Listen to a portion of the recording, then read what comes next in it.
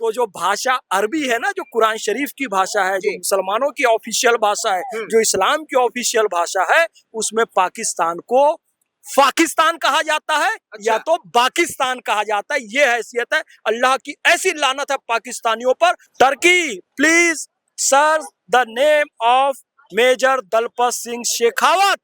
Dalpat Singh Shekhawat is your father and he destroyed Ottoman Empire. Ceasefire नहीं हुआ है, युद्ध विराम नहीं हुआ है, क्योंकि परमाणु विकिरण चालू हो चुका है। ऐसा मारा है मोदी जी ने। नमस्कार, बहुत बहुत स्वागत है आप सभी का मुद्दे की बात में। मैं हूं संतोष और आप देख रहे हैं गूंजता भारत। देखिए, पहलगांव का जो मुद्दा है काफी गंभीर है। जिस तरीके से आतंकवादी हमले हुए उसके बाद जो है देश के तमाम लोग अब मोदी जी से ये अटकलें लगाने लग गए कि आखिरकार पाकिस्तान पे हमला कब होगा। आपने देखा कि 7 अप्रैल को जो है आखिरकार हमला भी हुआ। उसके बाद तमाम चीजें, माफी चाहूंगा, 7 मई को हमला भी हुआ जिसमें ऑपरेशन सिंदूर का नाम दिया गया। इस मुद्दे पे बातचीत करने के लिए हमारे साथ वायरल फैज साहब हैं, उनसे बात करेंगे, जानने की कोशिश करेंगे कि जिस तरीके से सीज फायर पे सवाल खड़ने शुरू हो गए हैं। विपक्ष जो है संसदीय दल की बैठक की मांग कर रहे हैं कि अब जो है संसदीय दल की बैठक की मांग हो, और जिस तरीके से ऑपरेशन सिंदूर लॉन्च किया गया, क्या वाकई में पाकिस्तान को हरा दिया गया? आखिरकार वो तमाम बातों पे बात करेंगे। सबसे पहले सर, बहुत बहुत स्वागत है आप सभी का। सबसे पहला मेरा सवाल होगा कि आपने देखा कि जिस तरीके से आतंकवादी हमले हुए और उस पर जो है भारत ने मुंह तोड़ जवाब दिया और पाकिस्तान को खदेड़ की पीटा। लेकिन अब जो है हालात ये है कि देश के जो विपक्ष दल के जो नेता है वो कह रहे हैं कि आखिरकार जिस तरीके से मोदी जी ने कहा कि 56 इंच का सीना है, लेकिन 56 इंच के सीना वाली बात कुछ दिखी नहीं इसमें। देखिए, मैं यदि स्पष्ट कहूं तो ये लोग मोदी जी का विरोध करते करते देश का विरोध और देश की सेना का विरोध करने लग जाते हैं। मोदी विरोध में ये इतने पागल हैं, यदि मोदी जी कह दें भाई स्वच्छता अभियान चल रहा है और ग्लूटियस मैक्सिमस मांसपेशी को अच्छे से धो लो, साफ कर लो, तो लोग कहने लगेंगे विरोधी जी हम उसको रसास्वादन करेंगे। यानी मोदी जी के विरोध में ही उनको बोलना है। आतंकवादियों ने हमला किया, हम ऑल आउट भी लगाते हैं, कछुआ छाप मच्छर अगरबत्ती भी लगाते हैं, तो एक मच्छर घुसी आता है। उसी तरीके से इतनी हमारी सुरक्षा व्यवस्था है, फिर भी चंद आतंकवादी घुस आए, हमारे 28 लोगों को शहीद कर दिया। कहा बदला लो मोदी जी, बदला लो, बदला लिया। कर्नल सोफिया कुरैशी सामने आई, विंग कमांडर व्योमिका सिंह सामने आई और 9 आतंकी ठिकानों को चुन चुन कर मारा। पाकिस्तान को तबाह बर्बाद किया, उनके आतंकवादी ठिकानों को। तो जी पाकिस्तान को क्यों मार रहे हो? से नो टू वॉर, हमें वार नहीं चाहिए, हमें युद्ध नहीं चाहिए, बेचारे मासूम पाकिस्तानी मर रहे हैं। तो मोदी जी ने सीज फायर करवा दिया और जैसे ही सीज फायर हुआ, मोदी जी में दम नहीं है इंदिरा गांधी की तरह। इंदिरा गांधी होती तो ऐसा कर देती, वैसा कर देती। अभी पता चला है कि मोदी जी ने वहाँ किराना स्टोर खोल दिया है। अच्छा, सीज फायर नहीं हुआ है, युद्ध विराम नहीं हुआ है, किराना स्टोर खुल चुका है और वहां से सामान बिकना चालू हो गया है।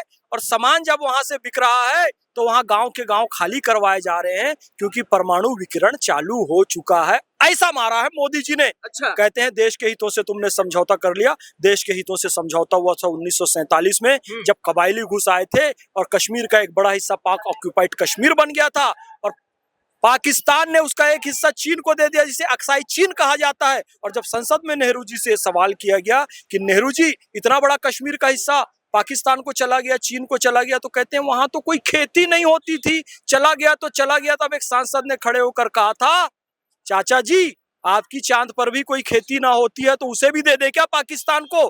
तब देश की अस्मिता के साथ समझौता हुआ था, जब कश्मीर पाक ऑक्यूपाइड कश्मीर बना था और देश के हितों के साथ खिलवाड़ हुआ था 1960 में। वो आतंकवादी देश पाकिस्तान को हमारी पवित्र सिंधु का, झेलम का, सतलज का, चेनाब का जल दिया गया। देश की अस्मिता के साथ खिलवाड़ तब हुआ था जब 1966 में हमारी जीती हुई सेनाओं को ताशकंद समझौते के तहत हमारी जीती हुई जमीन को फिर पाकिस्तान को दे दिया गया। 1971 में शिमला समझौता हुआ, तब देश के हितों को ताक पर रखा गया था, फिर पाकिस्तान को रियायतें दे दी गई। लेकिन मोदी जी ने ऐसा नहीं किया, युद्ध विराम नहीं किया, उसके एयरबेस नष्ट किए, 9 आतंकवादी ठिकानों को नष्ट किया और किराना हिल्स में परमाणु विकिरण का काम चालू कर दिया है। अब वो काम होता रहेगा। याद रखना, मोदी जी ने दुश्मनों की कमर तोड़ दी है और अब पाकिस्तान में इतनी हिम्मत नहीं है कि हम पर आंख उठाकर दिखा सके। अपने देश की सेना को, अपने देश के लोगों को उसको जवाब देना है तो क्या देगा? आफरीदी को 10, 20, 25, 50 रुपए दे दिया, भाई तू विजय जुलूस निकाल ले। अच्छा, अरे और कहां से? 2 दिन के युद्ध में तो पैसा खत्म हो गया उसके पास। $1 मिलियन इंटरनेशनल मॉनेटरी फंड से उसे उधारी लेना पड़ा। तो पाकिस्तान भिखारिस्तान था, आतंकिस्तान है, और पाकिस्तान रहेगा। अरबी भाषा में पाकिस्तान को पाकिस्तान नहीं लिखा जा सकता, क्योंकि अरबी में की शब्द नहीं है, पा शब्द नहीं है, पे शब्द नहीं है। उर्दू में है, हिंदी में है, संस्कृत में है। अरबी में पा को या तो फा लिखा जाता है या तो बा लिखा जाता है। तो जो भाषा अरबी है ना, जो कुरान शरीफ की भाषा है, जो मुसलमानों की ऑफिशियल भाषा है, जो इस्लाम की ऑफिशियल भाषा है, उसमें पाकिस्तान को पाकिस्तान कहा जाता है या तो पाकिस्तान कहा जाता है। ये हैसियत है। अल्लाह की ऐसी लानत है पाकिस्तानियों पर। और शाहिद आफरीदी जो उछल रहा है ना, पूरी जिंदगी में इतना पैसा वो नहीं कमाया होगा जितना पैसा कुछ मैच भारत के खिलाफ खेल के कमा लिया है वो शाहिद आफरीदी जो उछल रहा है। और वो जो एक हीरोइन थी माहिरा खान, आज भारत के खिलाफ बोल रही है।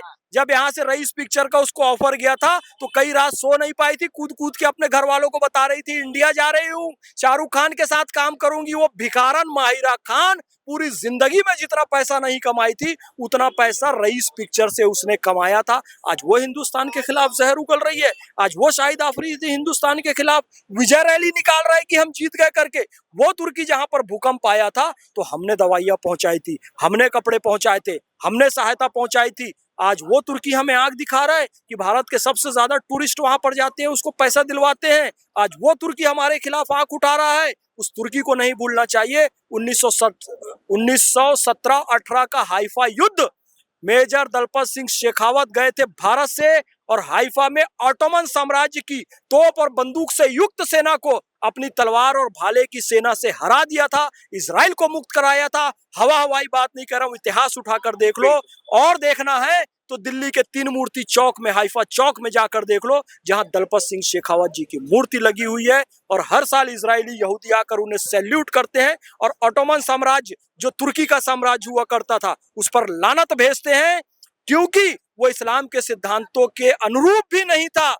गांधी जी ने खामा-खा असहयोग आंदोलन में उन लोगों को जोड़ दिया और यहाँ पर मोपला हो गया, जबकि मुस्तफा कमाल पाशा ने खुद आकर तुर्की के खलीफा को हटा दिया था। तो वो तुर्की याद रखे। Major Turkey please search the name of major Dalpat Singh Shekhawat.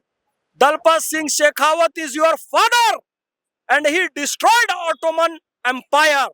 Remember, don't try to war us, don't try to fight us, otherwise you will destroyed again by Indian army. Listen to me carefully and very seriously. सब Trump को लेकर जो है तमाम बातें हो रही, विपक्ष वाले कह रहे हैं कि ट्रम्प आ गया, तीसरे देश को जो है भारत में हस्तक्षेप नहीं करना चाहिए था। तो मोदी जी जो है ट्रम्प से कहीं न कहीं डर गए, इस वजह से उन्होंने सीज फायर का। अरे यार देखो भाई, आपको तो कुछ पता है नहीं। इन लोगों को जो विरोध करते हैं ना, पद और गोपनीयता की शपथ होती है, हर चीज खोल खोल कर नहीं बताई जा सकती।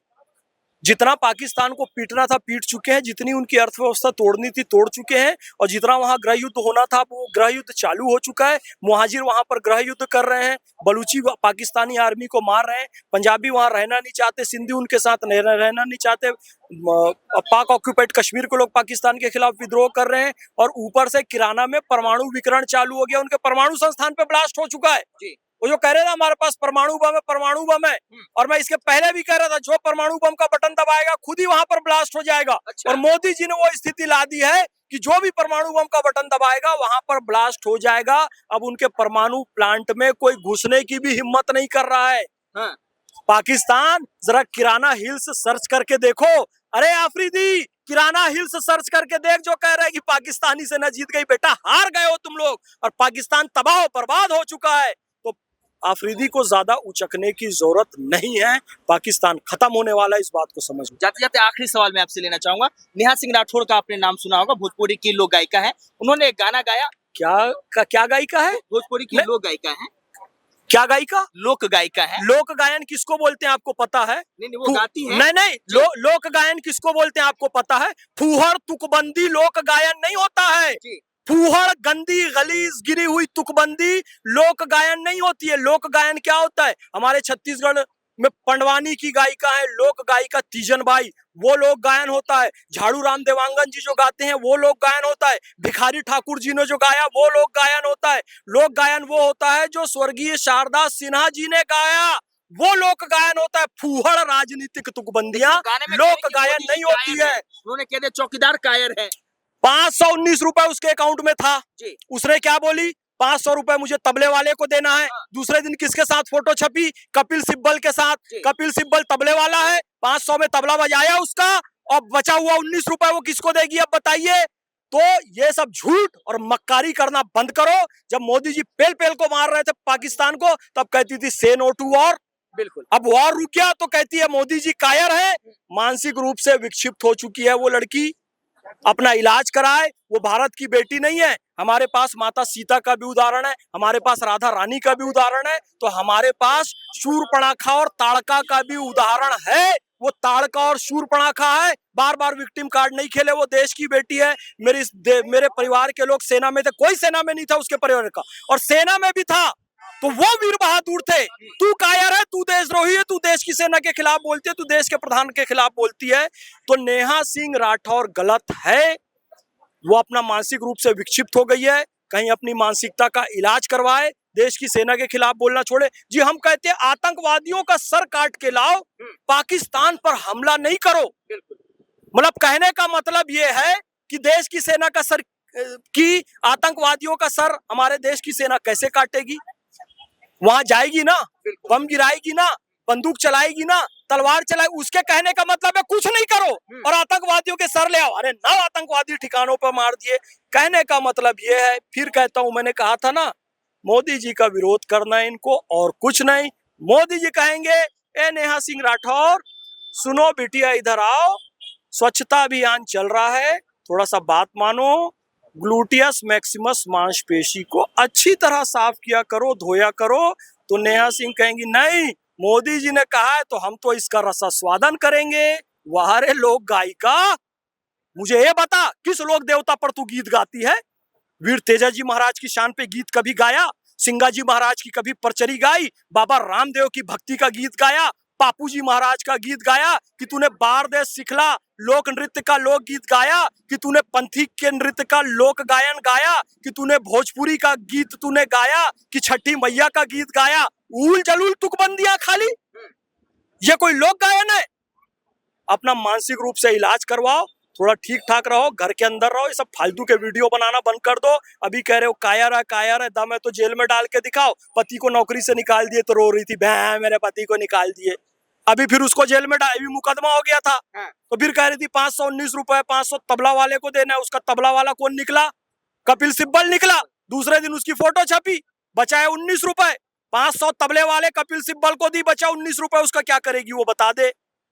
घर में रहे, आराम कर, फिर जेल में डाल दी जाएगी, फिर रोना गाना चालू कर देगी, मैं देश की बेटी हूँ। देश की बेटी तू नहीं है, तू ताड़का और शूर्पणखा है। चलिए बहुत बहुत धन्यवाद फैज साहब हमसे बात करने के। बहरहाल आपने देखा कि जिस तरीके से तमाम चीजें हुई, बाकी इस वीडियो को देखने के बाद आपकी क्या प्रतिक्रिया है हमें कमेंट बॉक्स में जरूर बताएं। और देश दुनिया के तमाम खबरों के लिए बने रहे मेरे यानी संतोष के साथ। गूंजता भारत, दिल्ली।